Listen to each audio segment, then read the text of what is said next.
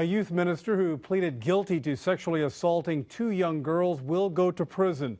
A jury decided on 15 years in prison, but he may serve longer. Fox 4's Lauren Huet tells us how that might happen. Mr. McDonald, is there anything you'd like to say? Joshua McDonald remained silent as bailiffs walked him from the courthouse to the Orange County Jail. Would you like to say anything? No, I don't want to say anything. McDonald supporters said little more after the jury reached a decision. 15 years in prison for each of the 6 sexual assault charges. McDonald would serve them at the same time. However, just after the judge read the jury's decision, a prosecutor filed a motion for the judge to stack 2 of the 15-year sentences, meaning McDonald would face the possibility of double the amount of time behind bars, or 30 years. In this case, we have 2 separate victims. There were 3 cases for each victim, and each victim deserves justice for their case.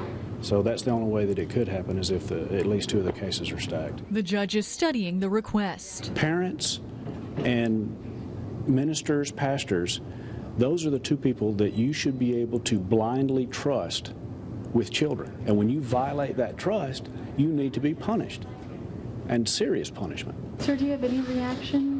Anything to say? While McDonald's wife, family, friends, and supporters waited to learn the punishment, they stood by him outside the courtroom. Once they heard the jury's decision, many family and friends began to cry and stayed behind in the courtroom. Most supporters waited about 10 minutes, then broke into separate groups and avoided our cameras. They left while McDonald headed to jail, waiting to learn how much time he might spend in the Texas prison system. In Orange, Lauren Huet, Fox 4 News. Whatever the judge decides, McDonald will have to serve at least half the sentence before he's eligible for parole.